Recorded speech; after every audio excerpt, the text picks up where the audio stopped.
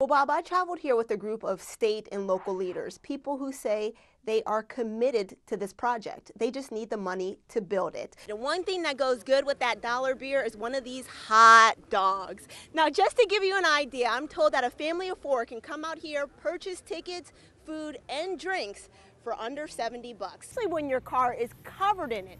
So here's a quick tip. One thing you can do is when you're out driving, get in your car and roll up the window and turn on the air conditioning. That helps filter out the pollen. As you can see behind me, there's still debris everywhere, but one thing that you can't tell is that there's still a lingering smell, a burnt smell here on the scene. Can you believe this? A student walked right into this school with a gun, and now parents, they have questions. In my hand, I have a sound level meter, and mechanics tell me that cars sitting idle normally average between 60 and 70 decibels. Can you imagine wearing 40 to 50 pounds of extra clothing on a hot day like today? Well, that's basically what firefighters have to do. First off, I have a warning for drivers. One of these scrapers will definitely come in handy this morning. Now I want to show you something. About 45 minutes ago, we poured water on this ledge. Now take a look at this. As you can see, it's already turned into ice. They measure these particles over a 24-hour period to determine the pollen count. Now let me give you an idea of how high the levels are in our area. One doctor I spoke with says anything over 30 particles per cubic meter actually will cause allergy symptoms, and according to his calculations, some days we've seen over 100 particles per cubic meter.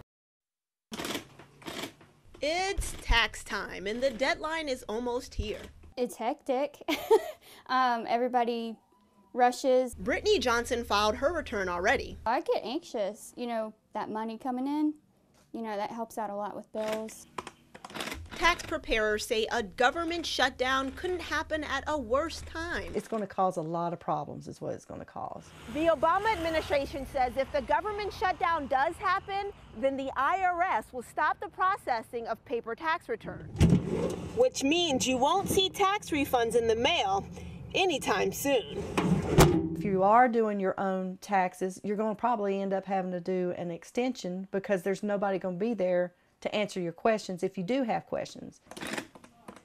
On the flip side, experts say just because the government may hold off on those refund checks doesn't mean Uncle Sam won't collect taxpayer money. If you owe money, still get those taxes done because it's not going to affect one way or the other. They're not going to say, oh, we're not going to add penalty and interest because we shut down. That's totally far from the truth. I just feel bad that people who have to wait and wait it out.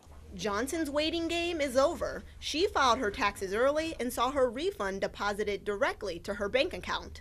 But for those who have not already filed, the potential government shutdown could mean a long wait before they ever see that tax return money. Dozens of I-73 supporters gathered in Washington, D.C. to have their voices heard. This is really important to get these 5 states together, and hopefully this will do some good and get some attention of our congressional leaders. The multi-billion-dollar project starts in Michigan and runs all the way to Myrtle Beach. Rick Wade, a senior advisor to the Obama administration, says investing in infrastructure is a top priority. China and India and other countries are investing big money into building stronger infrastructure, the kind of infrastructure that makes a country, in this case that makes a state and region, competitive in this new 21st century economy. But the plan to build and fund I-73 has hit a few bumps in the road. Just this week, a representative from the Environmental Protection Agency expressed concerns about the highway's environmental impact on the wetlands.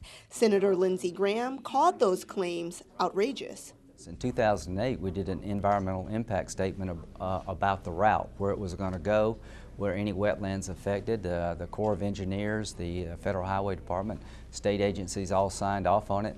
Graham says the good news is I-73 is moving forward as the state approved millions of dollars in funding.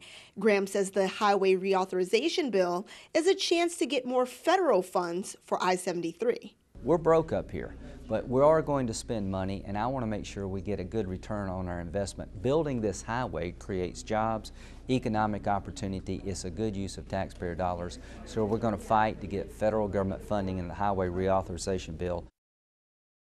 price. Yeah. It appears business is going well at this Market Common retail store. Inside we found long lines, customers browsing, and cash flowing at the register.